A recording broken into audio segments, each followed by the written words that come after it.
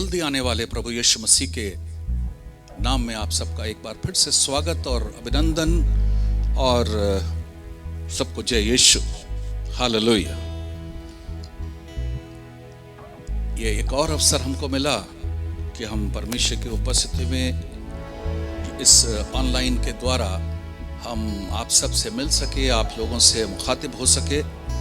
सो इस आराधना सभा के लिए हम परमेश्वर को धन्यवाद देते हैं और आइए हम प्रार्थना करके इस आराधना को शुरू करेंगे। पिता, हम आपको बहुत धन्यवाद देते हैं कि आपने यह अवसर दिया कि हम आपके पुत्र यीशु के नाम में जमा हैं। आपकी उपस्थिति हमारे बीच में है, आपका आत्मा हमारे बीच में है, आपका वचन हमारे बीच में, आपका सामर्थ हमारे बीच में। प्रार्थना करते हैं प्रभु, जब हम लोग आराधना करते हैं, स्तुति करते हैं, साजों को बजाते हैं, गीतों को गाते हैं, इन सारी बातों के द्वारा आपको महिमा मिले प्रभु। यह आराधना आपको ग्रहण योग्य हो सके। हम प्रार्थना करते हैं परमेश्वर, जो वचन आज आप हमको दे रहे हैं प्रभु जी, वो वचन प्रभु जी हमारे जीवन के अंदर, हृदय के अंदर गहराई से जाए, ताकि परमेश्वर आप जिस उद्देश्य के लिए उस वचन को दे रहे हैं प्रभु, वो हमारे जीवन के अंदर पूरा हो जाए। हमारे मन की हर एक भटकाव को, हर एक ध्यान का इधर उधर भटकना, वो सब कुछ यीशु के नाम में दूर हो जाए। मदद करिए ताकि हम आपकी आवाज के प्रति एकाग्र हो जाए, एक चित्त हो जाए, एक मन हो जाए। धन्यवाद करते हैं, यीशु के नाम में मांगते हैं, आमीन। आइए हम परमेश्वर की स्तुति आराधना करेंगे। थोड़ी देर उसके बाद हम परमेश्वर की आराधना गीतों के द्वारा करेंगे। हालेलुया, धन्यवाद यीशु, धन्यवाद यीशु, धन्यवाद। ओ जीवते परमेश्वर आपका धन्यवाद, सर्वशक्तिमान परमेश्वर आपका धन्यवाद। ओ अनंत काल के परमेश्वर आपका धन्यवाद, शीघ्र आने वाले ओ यीशु आपका धन्यवाद। हालेलुया, हालेलुया, धन्यवाद यीशु, धन्यवाद यीशु, धन्यवाद।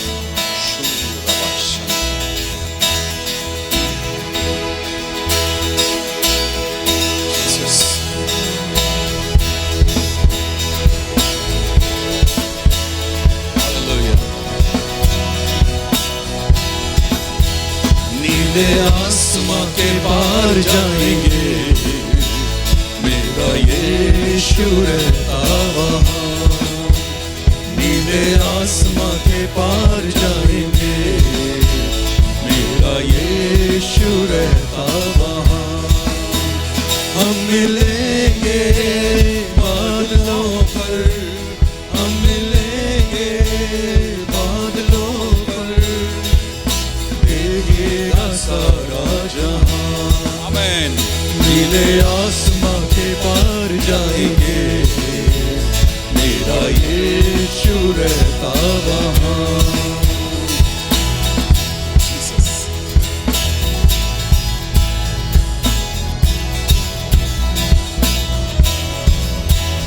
उसका कोई भी वादा न होगा अधूरा, हर एक वादा उसका होता है पूरा। उसका कोई भी वादा, उसका कोई भी वादा न होगा अधूरा, हर एक वादा उसका होता है पूरा। उसका कोई भी वादा, उसके आगमन का वादा पूरा होगा, देखेगा सारा जहां। उसके आगमन का वादा पूरा होगा, देखेगा सारा जहां। हम मिलेंगे बादलों पर, हम मिलेंगे बादलों पर, देखेगा सारा जहां। नीले आसमां के पार जाएंगे, मेरा यीशु रहता वहाँ। नीले आसमां के पार जाएंगे, मेरा यीशु रहता वहाँ।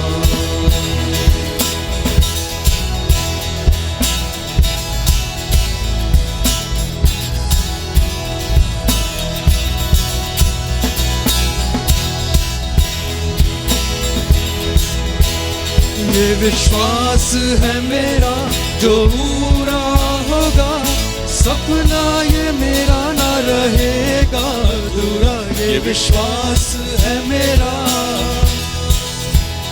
ये विश्वास है मेरा जो पूरा होगा, सपना ये मेरा ना रहेगा अधूरा। ये विश्वास है मेरा,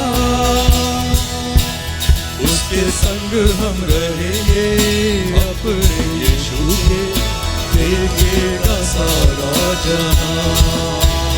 उसके संग हम रहेंगे अपने यीशु के, देखेगा सारा जहां।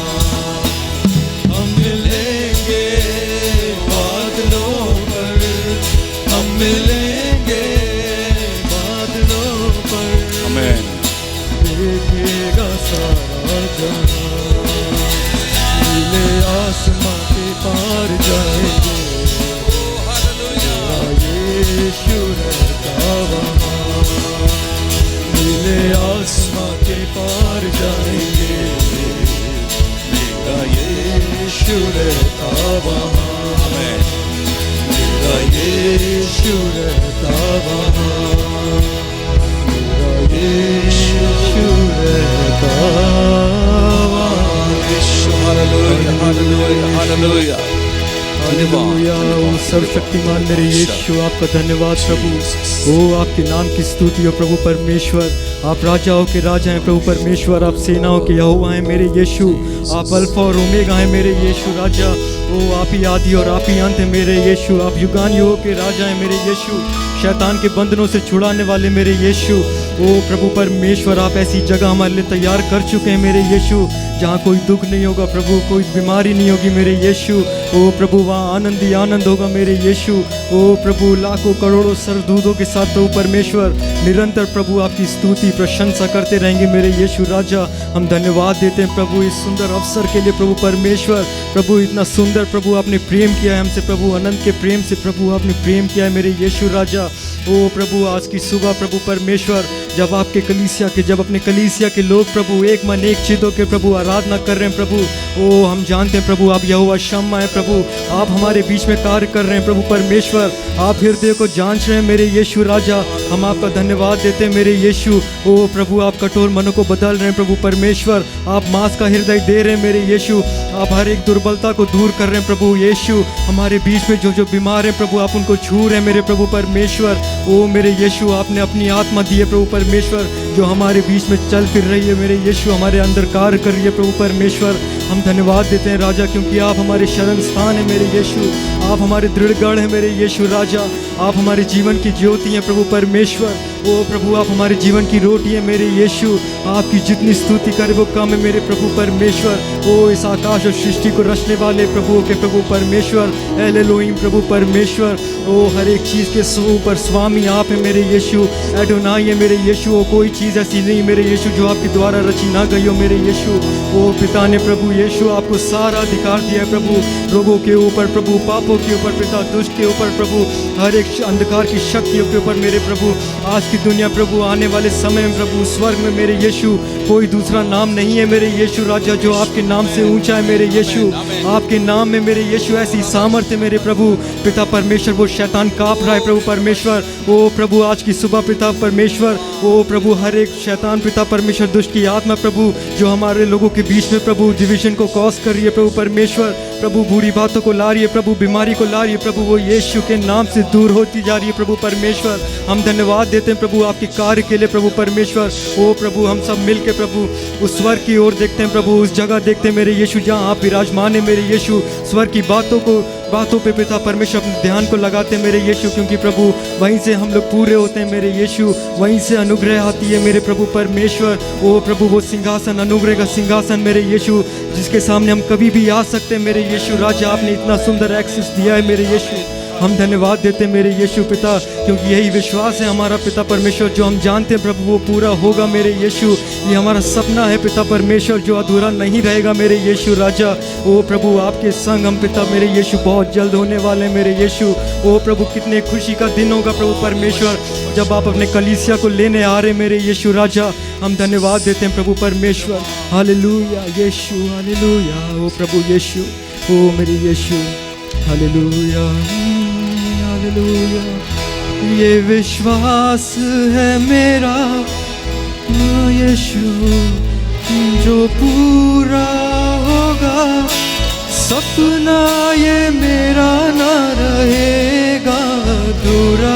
ये विश्वास है मेरा, ये मिलके अंगीकार करेंगे हम सब। ये विश्वास है मेरा, जो पूरा होगा सपना ये मेरा ना रहेगा अधूरा। ये विश्वास है मेरा, उसके संग हम रहेंगे अपने यीशु के, देखेगा सारा जहां। उसके संग हम रहेंगे अपने यीशु के, देखेगा सारा जहां। हम मिलेंगे बादलों पर, हम मिलेंगे बादलों पर, देखेगा सारा जहां। नीले आसमां के पार जाएंगे, मेरा यीशु रहता वहाँ। नीले आसमां के पार जाएंगे, मेरा यीशु रहता वहाँ। मेरा यीशु रहता वहाँ, मेरा यीशु रहता वहाँ। हालेलुया यीशु, हालेलुया। ओ धन्यवाद यीशु, आपकी स्तुति प्रभु परमेश्वर।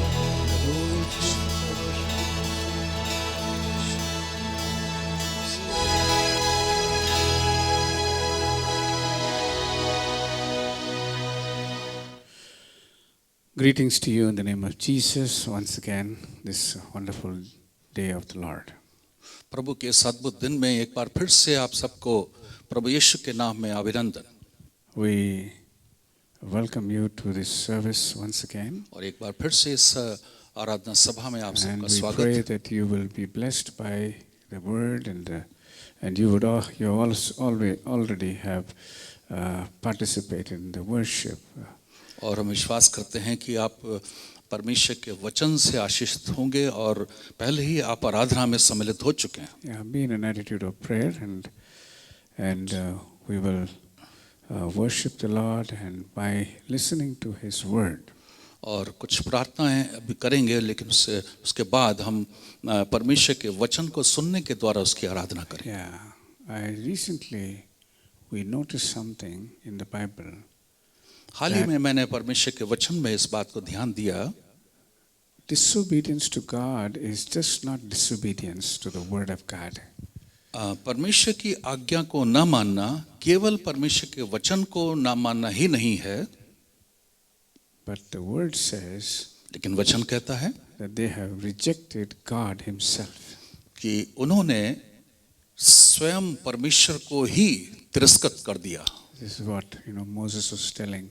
मूसा इस तरह से कहता, He's telling the Korah, the tribe of Korah who were rebelling against Moses.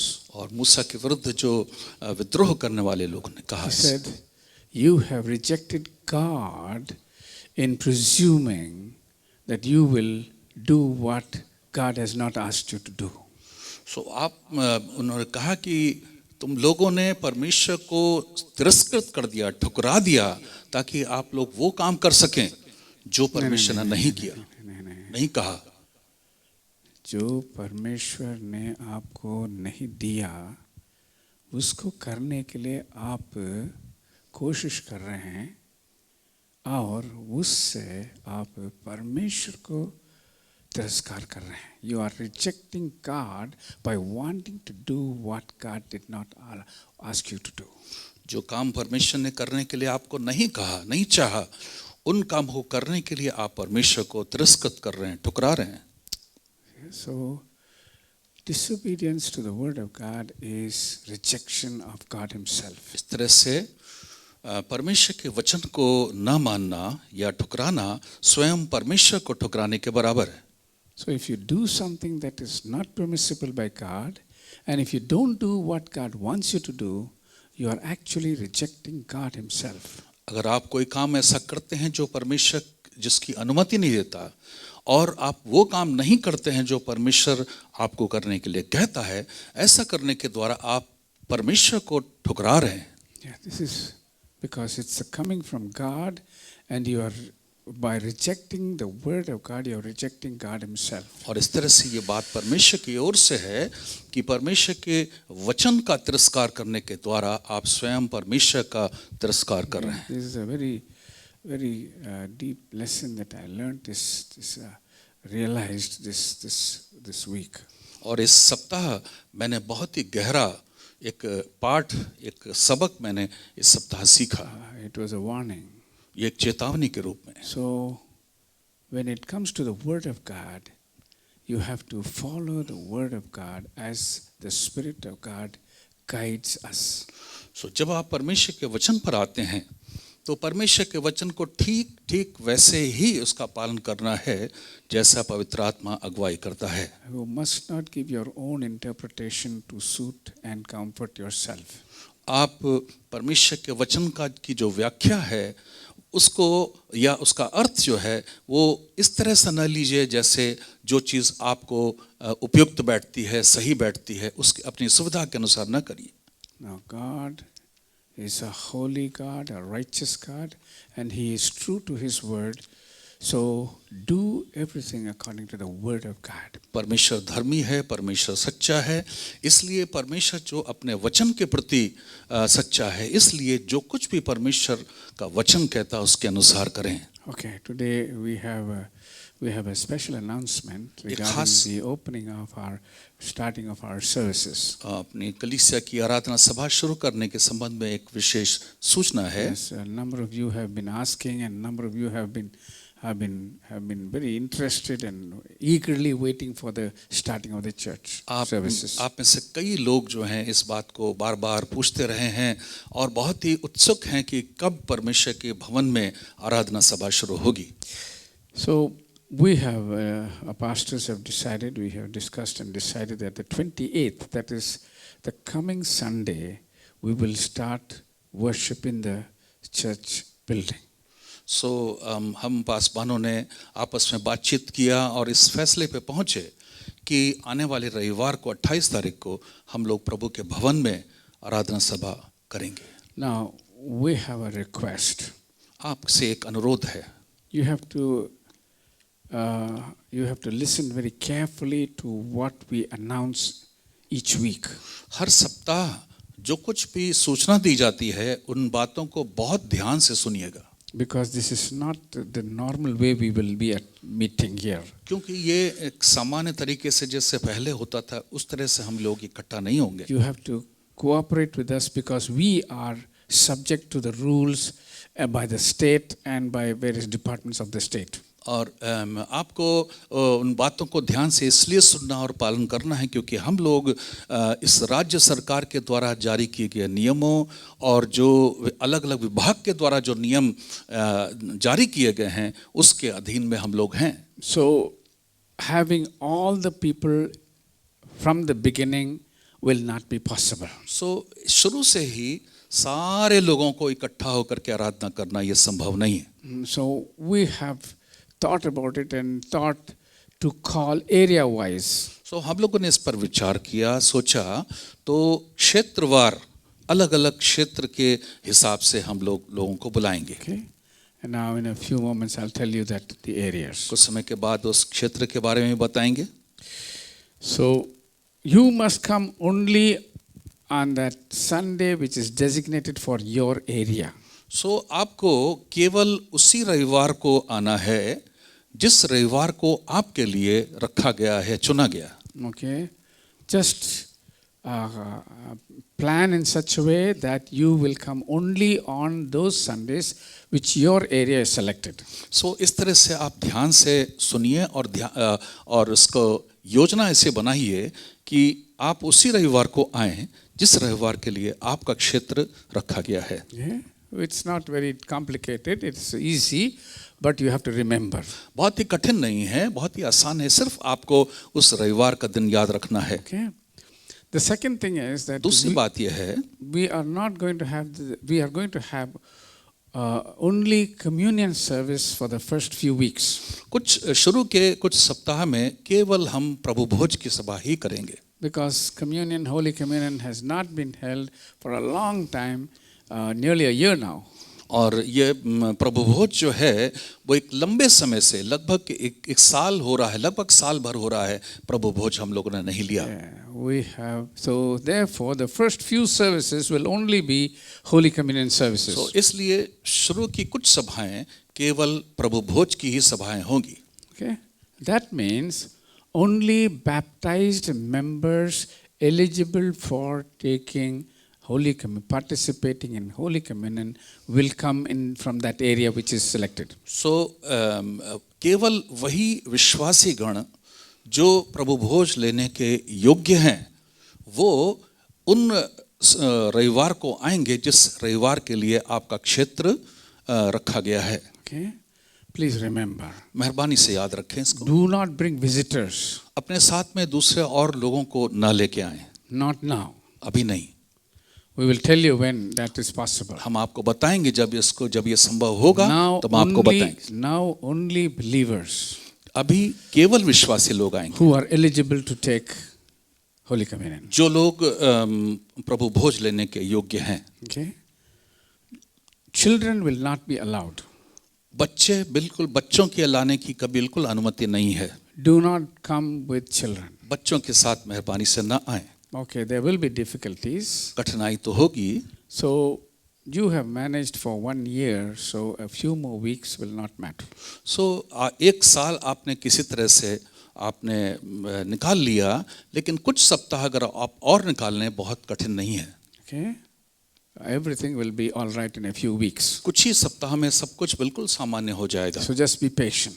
इसलिए धीरज रखें। Just follow what guidelines we give you. और जो गाइडलाइन या जो नियम हम आपको बता रहे हैं केवल उसका पालन करिए। So then the third thing that you have to do is when you come here, you please cooperate with the volunteers. तो जब आप प्रभु के भवन में आते हैं, जब यहाँ आते हैं तो जो भी यहाँ पर आपको यहाँ के जो स्वयं सेवक हैं या भाई लोग हैं जो लोग आपकी मदद करेंगे तो उनकी बातों को मान करके उनके साथ सहयोग करिए। This is because we have to observe certain formalities like social distance, a seating arrangement, and then moving and all that. सो ये केवल जो है वो उन नियमों को पालन करने के लिए है और सामाजिक शारीरिक दूरी बनाए रखने के लिए है, आने जाने के संबंध में है, बस इतना। See, we have to seat you in a way that you are not near another person. आपको इस तरह से आपको बैठाना है जैसे ताकि आप किसी अगले व्यक्ति के बिल्कुल पास में न रहें। Which is one of the guidelines is given for meetings like this. सो इस तरह की सभाओं में कुछ नियम जारी किए गए हैं उसके अनुसार। The third thing that is very important you must notice. तीसरी बात जो आपको ध्यान रखनी है, बहुत ही महत्वपूर्ण है, You have to wear a face mask. आपको फेस मास्क जरूर लगाना है। Please do not mistake or don't feel bad if we have to prevent you from coming inside without a face mask. सो इसलिए मेहरबानी से आप उसको बुरा ना मानिएगा अगर आप बिना मास्क के आते हैं और आपको आने से रोक दिया जाता है। Because this is it's important not only for you, it is important for the other people also. सो ये केवल आपके लिए नहीं बल्कि बाकी सब लोगों के लिए भी बहुत ही महत्वपूर्ण We है. have to take all precautions as much as we can. We believe in God, but we just have to take the precautions that are prescribed. सो हम परमेश्वर पे विश्वास तो करते हैं कि वो हमें संभालेगा, लेकिन तब भी हमें उन तमाम सावधानियों को जहाँ तक हो सके हम उसको पालन करें. Yeah, these are prescribed by the state. ये तब सब राज्य सरकार की तरफ से ये सब दिया गया है. Not only masks, but the other thing is that if you are having fever, if you are having temperatures, cough and cold, and if you are having temperature of 99, then please stay at home.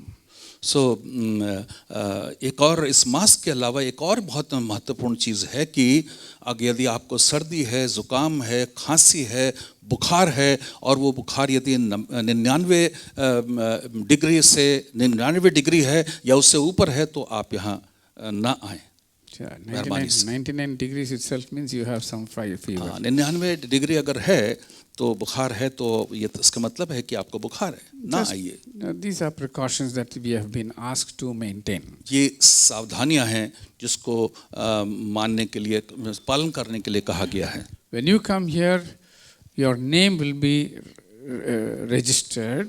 जब आप यहाँ आते हैं तो आपको प्रवेश द्वार पर ही वहाँ पर नाम लिख दिया जाएगा. Then we may take your telephone number. और आपका फ़ोन नंबर जो भी है उसको लिखा जाएगा. And then probably we'll note the temperature also. और हो सकता है कि उसका आपका जो तापमान आया है उसको भी लिखा जाए. Okay, so please cooperate. इसलिए इन बातों में आप सहयोग करिए. Don't crowd around here and there in the church or outside. Don't crowd around and be together. Don't do that. भवन के अंदर और या भवन के बाहर इकट्ठा होकर के न रहें, दूरी बना करके रखें. I know immediately you'll say you go to the market and see how people are. सो मैं जानता हूँ कि आप निश्चित रूप से इस बात को कहेंगे कि आप बाजार में जाइए, देखिए कितनी भीड़ है सब लोग. We are not following other people. हम दूसरे लोग जो करते हैं हम उसका पालन नहीं कर रहे हैं. We want to just follow the guidelines of the government. हम सरकार के द्वारा जारी किए गए नियमों का पालन कर रहे हैं. Yeah, by that you will be safe, we will be safe, the church will also be safe. ऐसा करने के द्वारा आप सुरक्षित रहेंगे, हम लोग सुरक्षित रहेंगे और कलीसिया भी सुरक्षित रहेगी. So please cooperate. इसलिए मेहरबानी से आप सहयोग करिए. Then listen to the volunteers. For anything they will help you, whether you're moving inside inside the hall or outside the hall, the volunteers will tell you how to move around. अगर आप यहाँ आते हैं तो इस भवन के अंदर या भवन के बाहर आप इधर उधर कहीं जाते हैं तो आपके जो स्वयं सेवक होंगे वो लोग आपको कुछ समझाएंगे, कुछ बताएंगे, सलाह देंगे, आप उनको मानिए. Okay? Now there's another thing that we have to एक tell और you. बात बताना है आपको.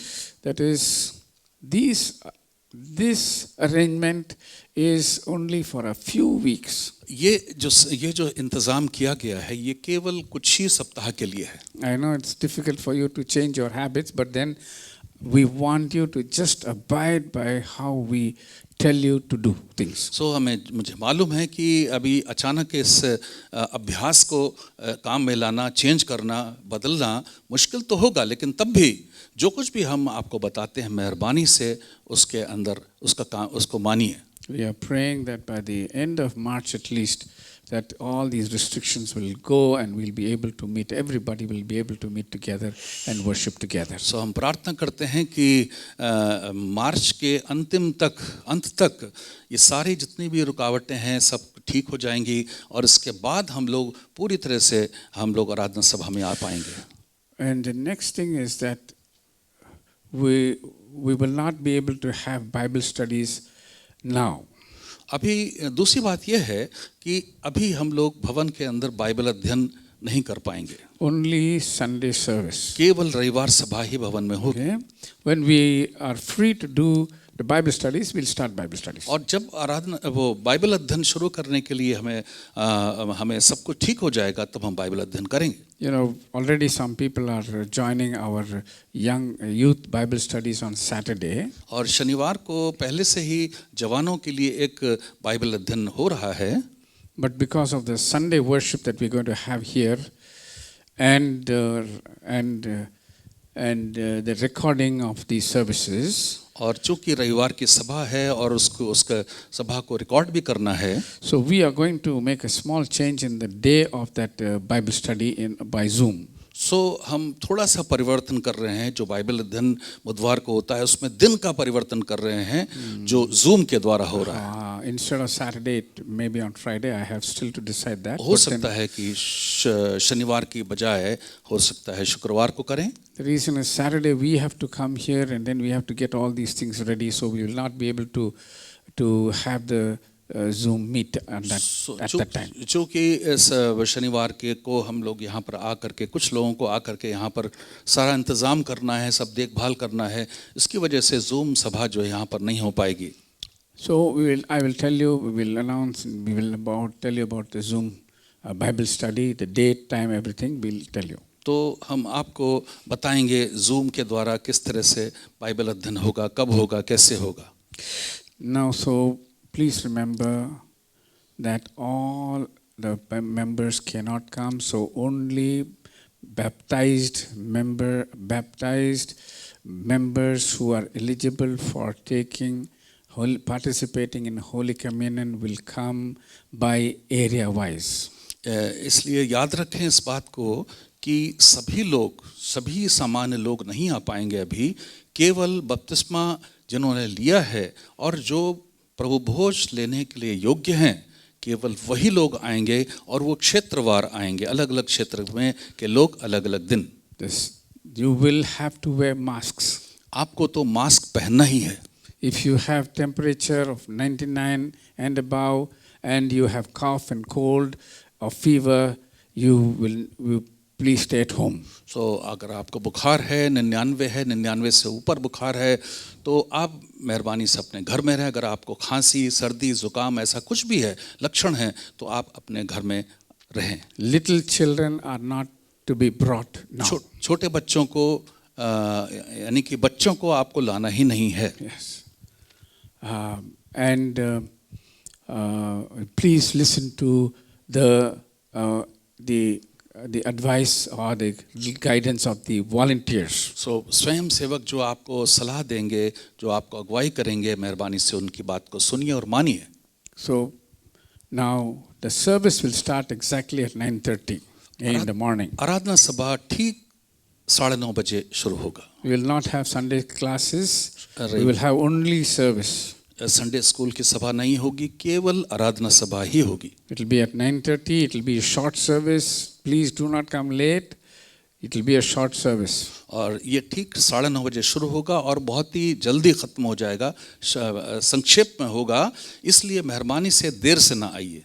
Okay, so please remember these things. We will also look out for these details to come by WhatsApp. By WhatsApp, we will post these things on WhatsApp to you so that you can again go through these announcements. So इन सूचनाओं को जो आपको दी गई, हम लोग कोशिश कर रहे हैं कि WhatsApp में आपके पास ये सूचना पहुंच जाएगी. Okay. Now, what we have done is that we have taken Faizabad Road as a dividing indicator. So हम लोगों ने क्या किया है, ये जो फैज़ाबाद रोड है, उस फैज़ाबाद रोड के इधर और उधर को बीच में बांट दिया है. So what we are doing is on the 28th, that the next week, 28th, all adult members, baptized adult members, residing in and around in the Indiranagar side of Faizabad Road. So जितने भी 28 तारीख को रविवार को जितने भी वयस्क लोग और बपतिस्मा पाए हुए लोग हैं, वो लोग फैज़ाबाद रोड के इंदिरा नगर की तरफ जो लोग रहते हैं वो लोग आएंगे. Okay? So that will cover from Shakti Nagar And then it will go on to Meena Market, Laukush Nagar, ABCD blocks, all the 25 sectors, Manas Vihar Colony, Apruva Colony, Faridi Nagar, then Mayavati Colony, Takroi, and we go right up to Kamta village, and then Ismail Ganj also is included.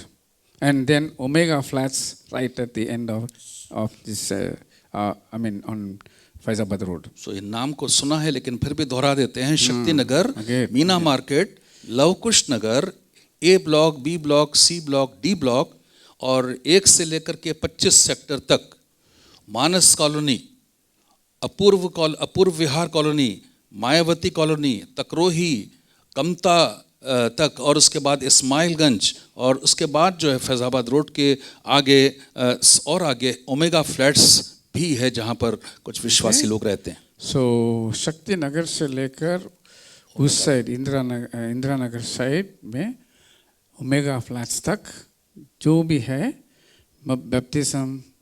Baptism लिए हुए adult मतलब वयस्क लोग members आ सकते हैं। Okay, सो दूसरे जो 7 तारीख को जो फैज़ाबाद रोड के गोमती नगर साइड लोगों को बुलाया जाएंगे। हम इसको अब दोहराएंगे उस समय। We will repeat this announcements again.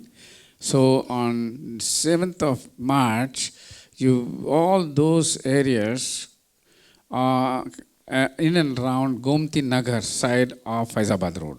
सो इस सूचना को दोबारा भी दिया जाएगा, लेकिन याद रखें इस बात को, 7 मार्च को जो रविवार है उसमें जितने बपतिस्मा पाए हुए लोग हैं वो गोमती नगर और उसके आसपास के एरिया के लोग जो हैं यहाँ पर आएंगे।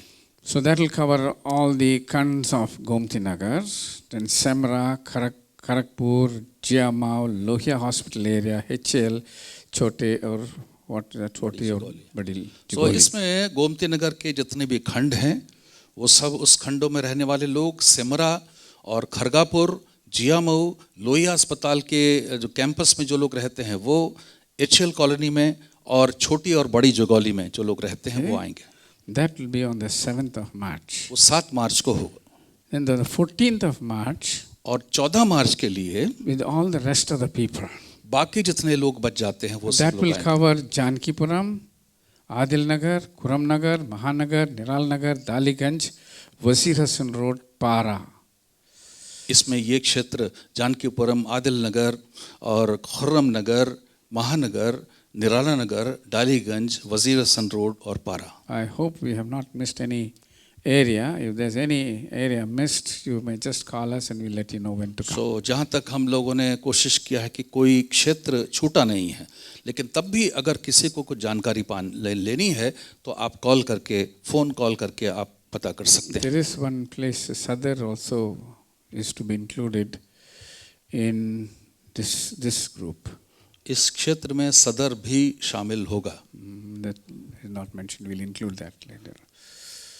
So we will. You please look out for the announcement by WhatsApp again and be sure when you have to come. So इन सूचनाओं को WhatsApp के द्वारा भी आप तक पहुंचाया जाएगा और इस जो सूचना दी गई है उसके अनुसार आप आने का प्रयास करिए। Yeah? Just for a few weeks. कुछ सप्ताह के लिए। So do not come at your own time and your own way. Do not do that. It will upset our management. So ऐसा मत करिए कि आप अपने मन से अपने समय के अनुसार आएं, अपने समय के अनुसार चले जाएं। ऐसा न करिए जिससे सारी व्यवस्था बिगड़ जाएगी। Okay.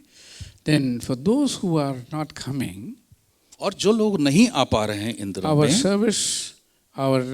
service will be broadcast over YouTube from 28, 7 and 14. So 28 तारीख और 7 तारीख और 14 तारीख की जो सभाएं हैं उन लोगों के लिए जो लोग किसी वजह से नहीं आ पा रहे हैं, नए लोग भी हों या कलीसिया के विश्वासी लोग हों, अगर नहीं आ पा रहे हैं, other areas who are not coming, और जो दूसरे क्षेत्रों में रहने वाले लोग अगर नहीं आ पा रहे हैं तो YouTube के द्वारा ये सभाएं प्रसारित की जाएगी। Wait. not if they don't come, but if the broadcast over YouTube is for those sections, areas which are not invited. सो ये YouTube के द्वारा जो प्रसारण होगा ये उन लोगों के लिए होगा जिस क्षेत्र के लोगों को अभी बुलाया नहीं गया है. उस दिन में नहीं बुलाया. The day is not for them. जिस दिन है उस दिन नहीं आ पाए हैं आप लोग. And for those who cannot come. और उन लोगों के लिए भी जो लोग नहीं आ सकते. So you will have the opportunity to be a part of the service even though you cannot come to the church. So आपको एक अवसर होगा कि आप इस सभा में भाग ले सकते हैं यद्यपि आप यहाँ आ नहीं पाए हैं. So please pray that all these arrangements will work well and then that there will be no confusion, and please do not feel anything. Just cooperate with us because this is what we can think of and we are trying to accommodate everybody. So मेहरबानी से इन बातों को सुन करके ध्यान से इसका पालन करिए, और अगर कोई भी बात किसी बात से अगर आपको असुविधा होती है उसके लिए आप बुरा ना माने. So that we will. This is only for. I'm again and again I'm saying this is only for a few weeks. और बार-बार मैं इस बात को कह रहा हूँ ये कुछ सप्ताह के लिए है. So once we know the situation and know what is happening, we will be able to have our normal services. So जब हम परिस्थितियों को समझ जाएंगे, सारी सुविधाओं को समझ जाएंगे, सारी चीज़ों को समझ जाएंगे, तब हम पूरी सभा शुरू करेंगे.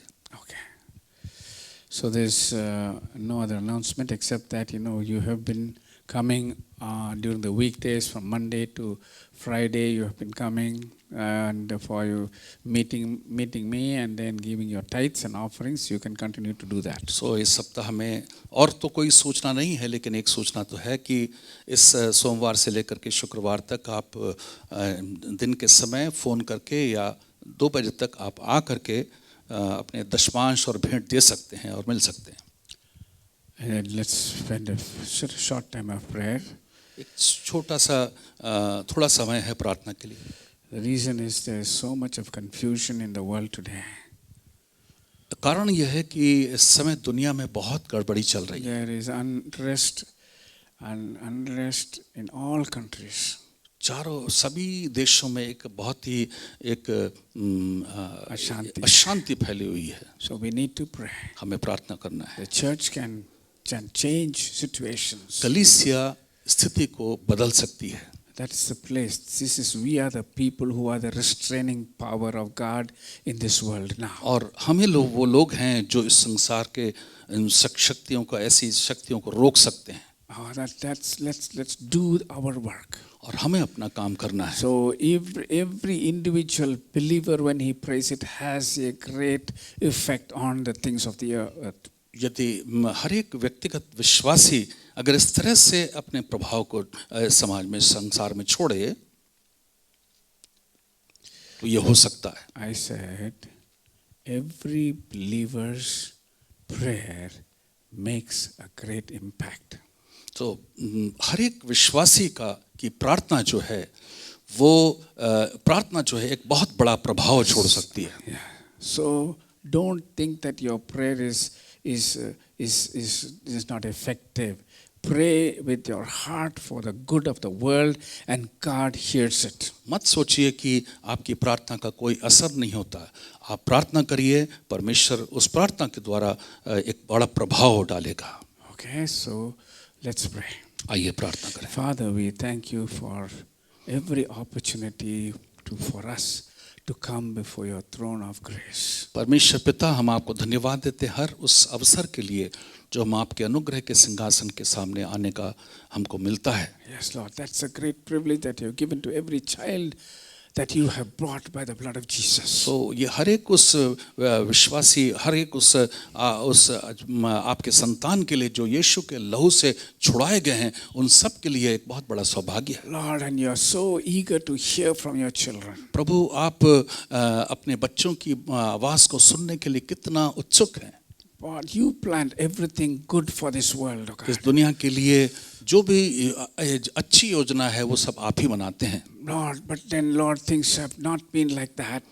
So you expect and you want your children to bring down that power to make things all right. Oh so God. जबकि प्रभु ये परिस्थितियां ठीक नहीं है, इसलिए आप ये उम्मीद करते हैं कि आपकी संतान, आपके लोग उस सामर्थ को इस दुनिया में लेकर लाएं जिसके द्वारा प्रभु ये प्रभाव पड़ सके। Lord, when you were here on the earth and you uttered a word, it had a great healing and effect on the people of God. जब प्रभु आप इस दुनिया में थे तब आप अपने मुंह से ऐसे शब्दों को बोलते थे, उसके द्वारा चंगाई और छुटकारा और परिवर्तन होता था। Lord, power went from through that word. Oh Prabhu God. उस वचन के द्वारा सामर्थ निकल के जाता था। Lord, we pray that even now that the church will have those words, the believers will have words that will have the power of God in it. प्रभु इस समय भी हमारे जो कलीसियां हैं, कलीसिया के विश्वासी गण हैं, उनके पास भी वो वचन है जिसके अंदर वो सामर्थ पाया जाता है। Lord, I pray that you will help, oh God. प्रभु हम प्रार्थना करते हैं कि आप हमारी मदद करिए। God, we pray for every nation and every leader of the nations, oh God. प्रभु हम अपने देश के हर एक अगुवे को और हर एक जो प्रतिनिधि करता है उन सब के लिए प्रार्थना करते हैं। Those who are ruling, Lord, let them know that there is one authority in heaven to which they have to submit themselves. जो लोग शासन कर रहे हैं वो लोग इस बात को जान सकें कि एकमात्र एक अधिकार जो स्वर्ग में है वो परमेश्वर, उनके अधीन वो लोग हो जाएं। Lord, we pray for our church also. अपनी कलीसिया के लिए प्रार्थना करते हैं We Prabhu. pray for every member of this church. इस कलीसिया के हर एक सदस्य के लिए प्रार्थना करते We हैं। pray that your blessing and grace and mercy will be upon every member of this church. हम प्रार्थना करते हैं आपका अनुग्रह, आपकी करुणा, आपकी दया हमारे कलीसिया के हर एक सदस्य के ऊपर हो सके। That the peace that passes all understanding be their portion in these days. सो प्रभु जो शांति जो मनुष्य के समझ से परे है वो शांति लोगों के हृदयों में आ जाए। Lord, we pray that, Lord, there are needs in the midst of our people. प्रभु हमारे लोगों के बीच में कुछ आवश्यकताएं भी हैं, उनके लिए प्रार्थना करते हैं। We pray that people would know how to receive that provision that you have already provided for. प्रभु हम प्रार्थना करते हैं कि लोग मदद करिए ताकि लोग ये जान सके कि उनके लिए जो उपाय प्रभु आपने रखा है वो उसको प्राप्त कर सकें। God, I pray that there will be healing, there will be restoration, there will be jobs that people have lost, so that, Lord, people can manage their families. प्रभु लोगों को चंगाई, लोगों का पुनर्स्थापन, अर्थात जो लोग नौकरी जिनकी छूट गई है वो फिर से उनको मिले ताकि वो लोग अपने परिवार, अपने घरों में अच्छी तरह से रह सकें। Above all, Lord, we pray that every believer would grow in the grace and the knowledge of Jesus. प्रभु सबसे बढ़कर प्रार्थना करते हैं हमारे कलीसिया के सभी विश्वासी गण आपके अनुग्रह और आपके ज्ञान में उत्तरोत्तर बढ़ते चले जाएं। For all those who are requiring healing just now. प्रभु आज जितने लोग जिनको चंगाई की आवश्यकता है, There are a few we know about. प्रभु जानते हैं में से कुछ ही लोग हैं। Lord, I pray that in the name of Jesus, healing will go forth and touch their bodies and they will be healed. प्रभु यीशु के नाम में उन सारे लोगों के शरीर में, जीवन में प्रभु चंगाई की सामर्थ्य स्पर्श कर सके। And Lord, they may glorify your name. ताकि आपके नाम की महिमा वो लोग कर सकें। God bless every arrangement that we are trying to make for reopening the services in our church. सो हम अपनी कलीसिया में जब फिर से आराधना सभा शुरू करने के लिए तैयारी कर रहे हैं, प्रभु सारे इंतजाम और सारी बातों के ऊपर आप आशीष दीजिए। Give us wisdom and give us the intelligence and knowledge, Lord, to do things which will be in order and which will benefit the people. प्रभु हमें बुद्धि और ज्ञान और समझ दीजिए ताकि प्रभु जी लोगों की सुविधाएं, लोगों के फायदे के लिए जो कुछ भी इंतजाम कर रहे हैं उसको कर सकें। God, bless the word today. इस वचन के ऊपर आशीष दीजिए आज। Pray that the word which is from your word which will go forth with power. प्रभु ये वो आपका वचन है वो पूरी सामर्थ के साथ आ सके।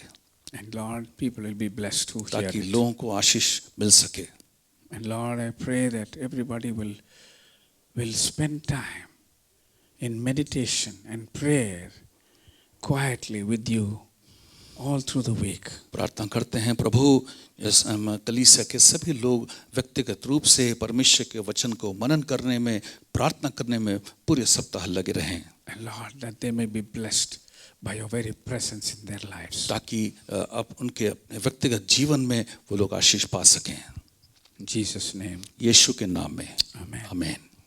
एक बार फिर से प्रभु यीशु मसीह के नाम में आप सबका अभिनंदन। और मैं सीधे हम वचन में चलेंगे। मेरे साथ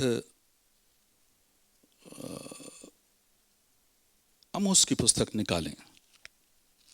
आमोस की पुस्तक। इन दिनों में जबकि ये लॉकडाउन लगे हुए है और इस परिस्थिति में एक लंबा समय बीता है, सिर्फ भारत में नहीं बल्कि पूरी दुनिया में। पूरी दुनिया की बात तो नहीं कह सकते या हो सकता है, लेकिन एक बात को ये अनुभव किया गया है कि लोग, यहाँ तक कि विश्वासी, परमेश्वर के साथ एक मन या सहमत नहीं हो पा रहे हैं। अपने जीवन के कई क्षेत्रों में, वचन में जैसे हम पहले ही पढ़ चुके हैं कि कई बार पढ़ा है कि लोगों ने अपना अपना मार्ग ले लिया। लोगों के ऊपर समस्याएं इसलिए आए कि वो परमेश्वर के वचन के विरुद्ध चले गए। तो मैं आपको जीवन की, मसीही जीवन की यात्रा के संबंध में कुछ बातें बताऊंगा और बहुत ही संक्षेप में मैं ख़त्म करूंगा कि किस तरह से हम उसमें आमोस में पढ़ते हैं कि यदि दो मनुष्य परस्पर सहमत न हो तो क्या वे एक संग चल सकेंगे। ये परमेश्वर और परमेश्वर के भविष्यवक्ता के संबंध में ये बात लिखी हुई है कि यदि परमेश्वर और यहाँ तक कि परमेश्वर का भविष्यवक्ता, परमेश्वर का जन, परमेश्वर का सेवक यदि एक मन नहीं होंगे या किसी बात के लिए सहमत नहीं होंगे तो क्या वो आगे बढ़ पाएंगे, चल पाएंगे। ये बात केवल भविष्यवक्ता के लिए, केवल नबी के लिए नहीं, बल्कि हम सब मसीही विश्वासी लोग, जो लोग यीशु पर विश्वास करते हैं, उन सब के ऊपर लागू होती है। यदि हम इस संसार में हैं तो परमेश्वर के मन में जो है, परमेश्वर के वचन में जो है, परमेश्वर की आत्मा के द्वारा जो बातें हैं, परमेश्वर की इच्छा के अनुसार जो बातें हैं, उनके साथ हमको सहमत होना है, खुशी खुशी सहमत होना है। बहुत मजबूरी के साथ, दबाव के साथ नहीं, खुशी से सहमत होना है। प्रभु आपने ये कहा, मैं भी यही कहूंगा। आपने ये किया, मैं भी यह करूंगा। आपने ये छोड़ने के लिए कहा, मैं इसको छोड़ दूंगा। आपने ये करने के लिए कहा, मैं कर दूंगा। इन बातों को परमेश्वर हमसे उम्मीद करता है कि हम करें। सो मेरे प्रियो, जब हम परमेश्वर के संग चलना चाहते हैं तो हमें परमेश्वर के साथ सहमति होना बहुत जरूरी है। हम अपने विचार को या अपनी योजना को या अपनी इच्छा को परमेश्वर की इच्छा से अलग करेंगे तो हम परमेश्वर के साथ चल नहीं पाएंगे। मेरे प्रियो, एक घटना पुराने नियम में है, उसका संदर्भ मैं नहीं निकालूंगा और स्क्रीन पर भी नहीं आएगा। मैं आपको बताना चाहता हूं कि अब्राहम के संबंध में, अब्राहम को परमेश्वर ने एक संतान दी और संतान देने के बाद जब वो उसके लिए बहुत प्रिय हो गया और वो बड़ा हो गया, तब परमेश्वर ने उस संतान को बलिदान करने के लिए, भेंट चढ़ाने के लिए आज्ञा दे दी। उस समय अब्राहम के मन में एक मनुष्य होने के नाते जरूर एक कश्मकश होगी, लेकिन वो परमेश्वर के संग चलना चाहता था, विश्वास में बना रहना चाहता था, अपनी धार्मिकता को बनाए रखना चाहता था, परमेश्वर के साथ अपने संबंध को बनाए रखना चाहता था, परमेश्वर की बातों को, परमेश्वर की इच्छा को अपने जीवन में पहला स्थान देना चाहता था, परमेश्वर से सहमत रहना चाहता था, क्योंकि वो चाहता था परमेश्वर उसके संग चले और वो परमेश्वर के संग चले। सो इसलिए उसने क्या तय किया अपने अंदर कि वो चाहे कितना भी प्रिय पुत्र क्यों ना हो, कितना भी बहुमूल्य पुत्र क्यों न हो, मैं परमेश्वर के आज्ञा के लिए मैं उसको बलिदान कर दूंगा।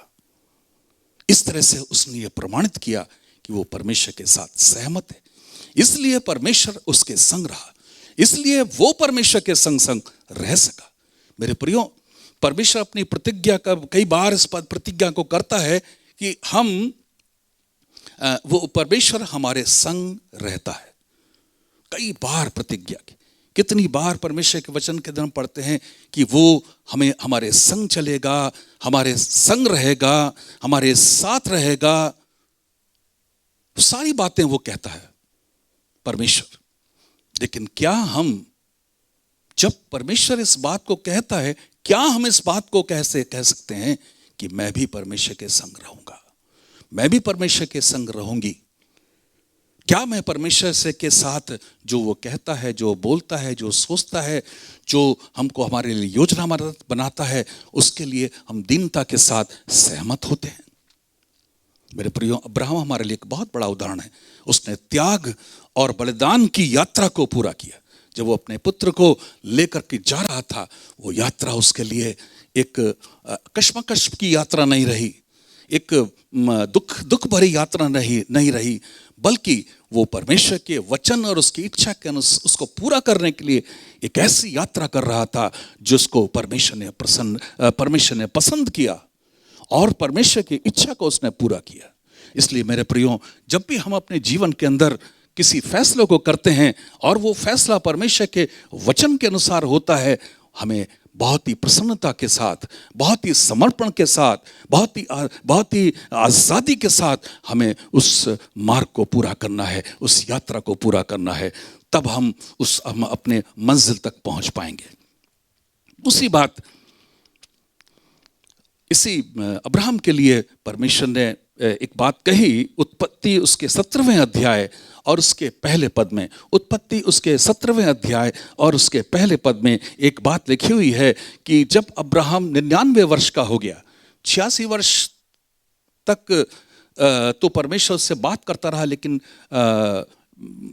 13 साल तक परमेश्वर ने उससे बात नहीं की, दर्शन नहीं दिया, कुछ नहीं किया, चुप हो गया।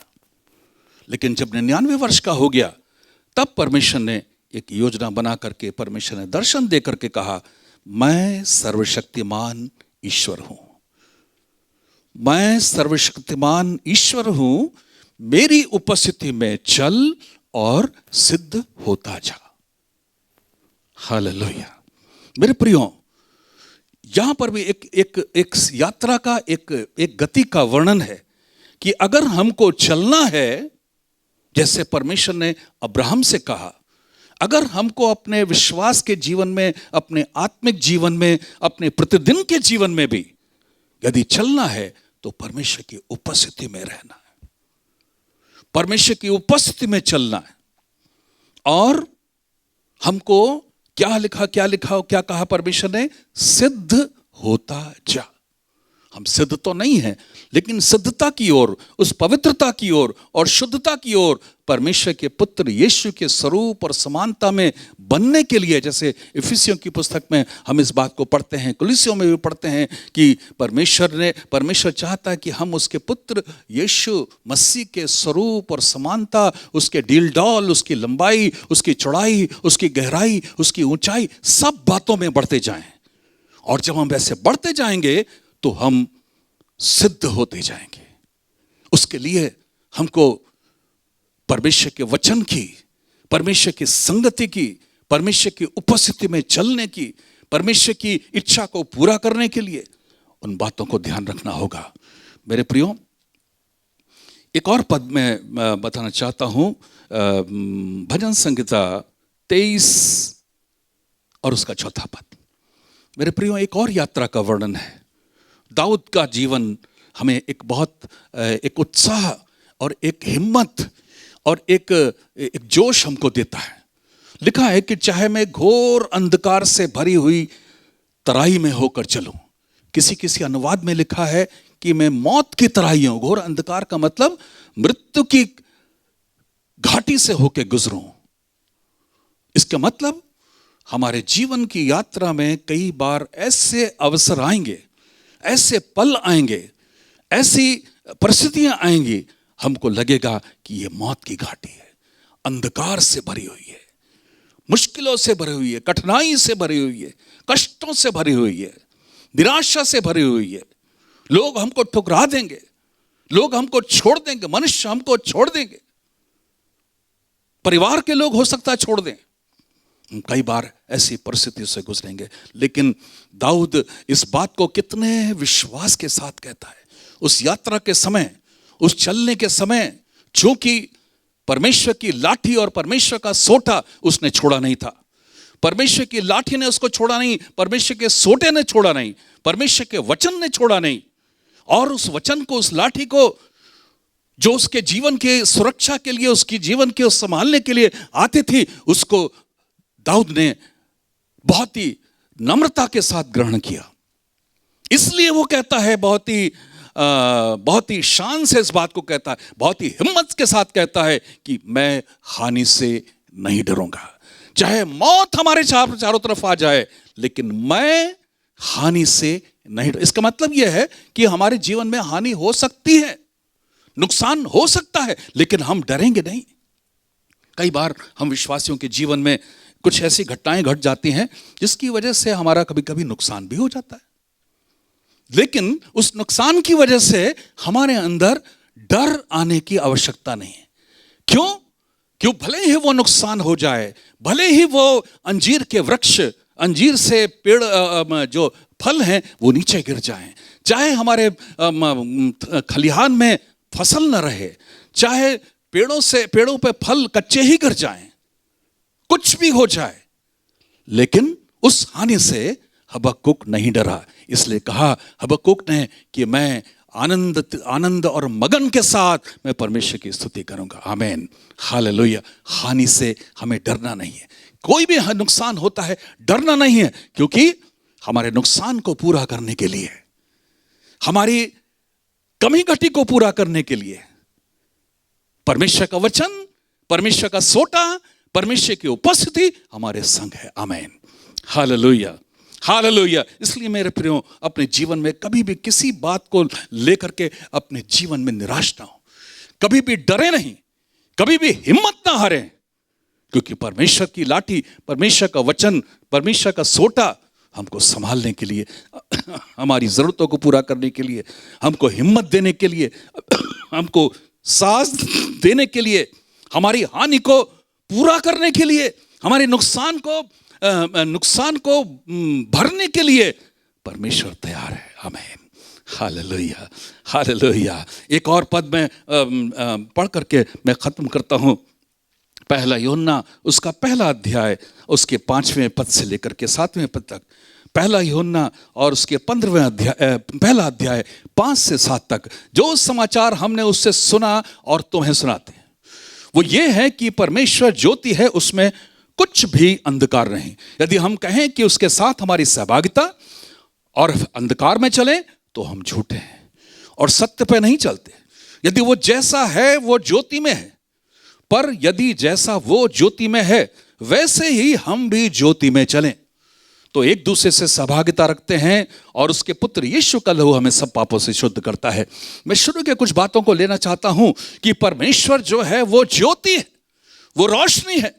वो रोशनी कैसी, वो ज्योति कैसी है? उसमें कोई धाग धब्बा नहीं, वो शुद्ध है, पवित्र है, बिल्कुल। उस परमेश्वर की शुद्धता को, पवित्रता को हम उसको वर्णन नहीं कर पाएंगे। वो ज्योति, वो रोशनी, वो प्रकाश है, वो बिल्कुल शुद्ध प्रकाश है, पवित्र। उसमें लिखा है कि उसमें कुछ भी अंधकार नहीं। एक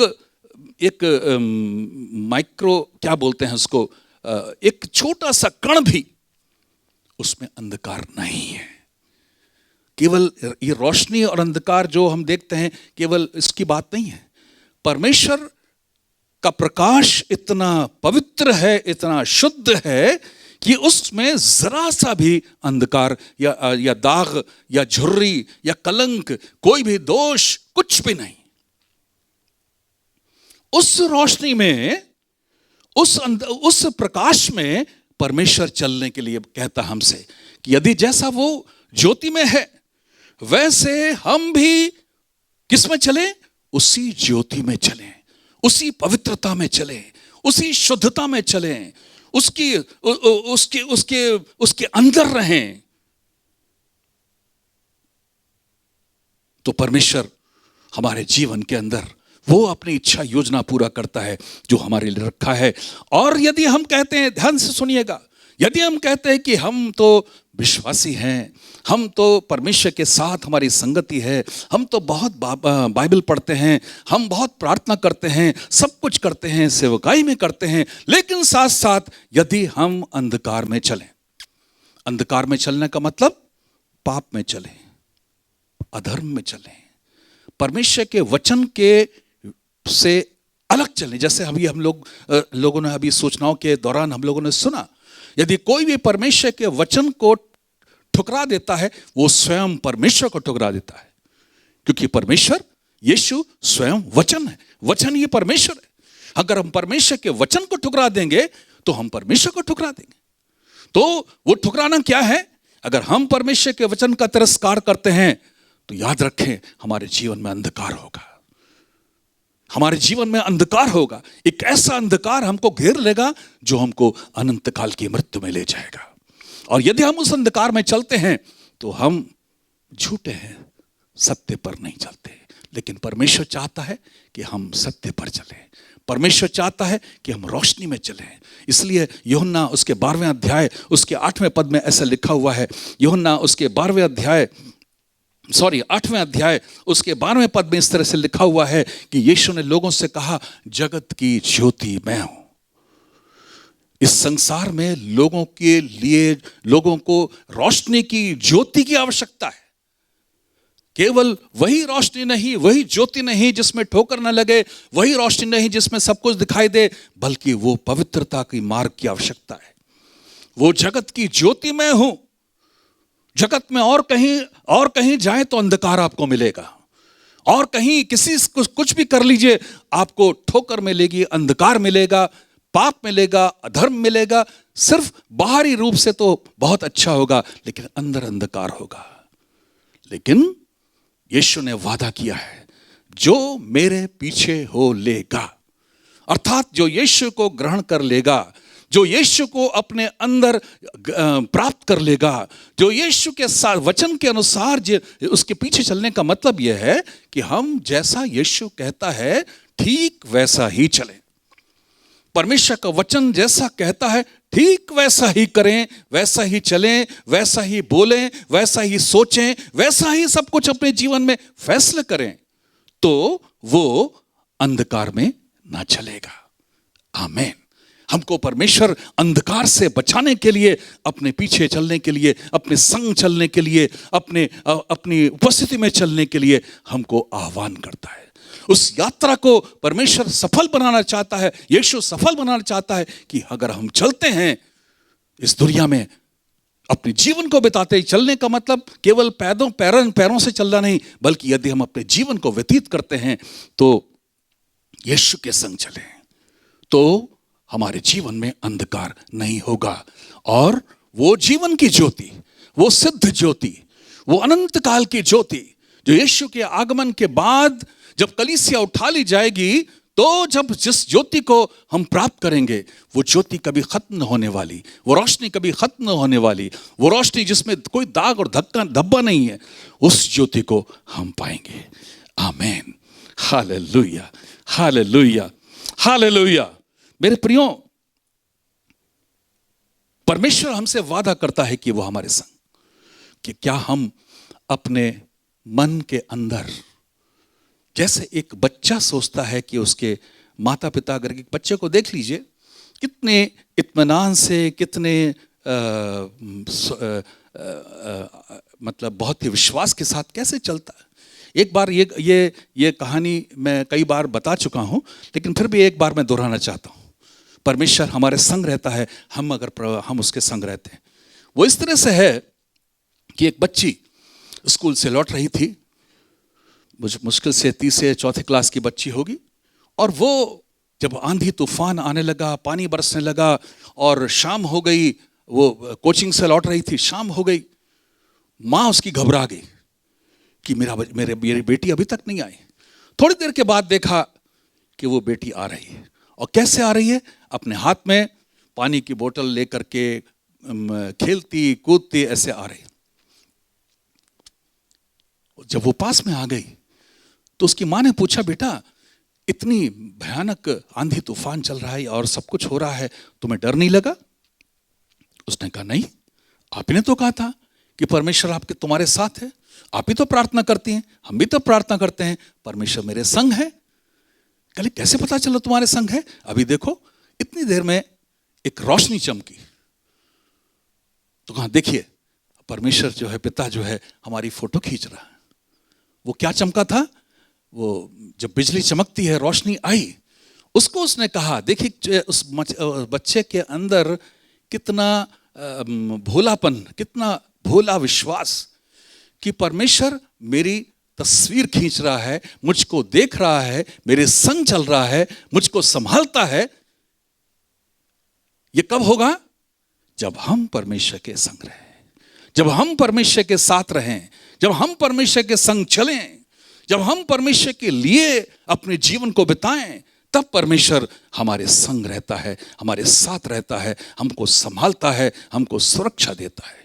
सारी बातें परमेश्वर करता तो है, लेकिन क्या हम परमेश्वर के मन, परमेश्वर की इच्छा, परमेश्वर की योजना, परमेश्वर के वचन, उसके अनुसार हम अपने जीवन को व्यतीत करते हैं?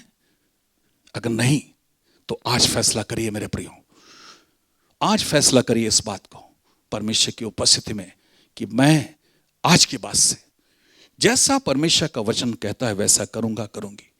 जैसा आपका आत्मा मुझको मेरे अंदर उभारता है, भावना देता है, मैं ठीक वैसा ही करूंगा, वैसा ही करूंगी। जैसे आपके मन की इच्छा है वो मेरे जीवन में पूरी हो जाए। जो योजना आपने मेरे लिए बनाई है, जो पसंद आपकी है, वो मेरे जीवन में पूरी हो जाए। आइए हम लोग प्रार्थना करेंगे। पिता, हम आपको धन्यवाद देते हैं आपके वचन के लिए प्रभु, जिसने हमको याद दिलाया कि आप हमारे संग रहने के लिए तैयार हैं। आपकी लाठी, आपका सोटा हमारे संग रहता है। हमको किसी भी नुकसान, कितनी भी भयंकर परिस्थिति में प्रभु जी हमारे अंदर डर आने नहीं देता, हमको जयवंत बनाता है। आपकी उपस्थिति हमको पवित्र बनाती है, आपकी उपस्थिति हमको जयवंत बनाती है, आपकी उपस्थिति हमको उस अनंत काल के प्रकाश की ओर ले चलती है। हम आपको धन्यवाद देते, स्तुति करते। हमारी प्रार्थना है मेरे अंदर और जितने भी सुनने वाले, देखने वाले, हमारे अंदर कोई भी ऐसी बात, कोई भी ऐसी चीज प्रभु जी जो जिसमें हम डर चुके हैं या परेशान हो चुके हैं, दुखी हो चुके हैं, निराश हो चुके हैं, प्रभु आज एक बार फिर से अपने मन को प्रभु की ओर ले आए। अंगीकार करें, पश्चाताप कर लें, अंगीकार कर लें। प्रभु यीशु, आपका वादा सच्चा है, आप झूठ नहीं बोलते। आपने कहा है कि मैं इस जगत के अंत तक तुम्हारे संग रहूंगा, तो आप जरूर हमारे संग हैं।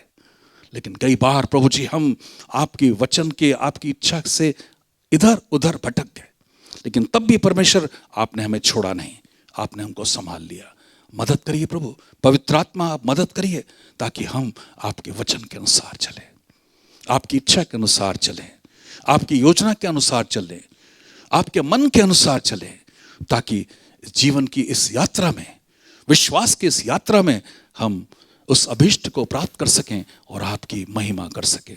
धन्यवाद करते हैं, यीशु मसीह के नाम से मांगते हैं, आमीन। प्रभु आप सबको बहुत आशीष दे।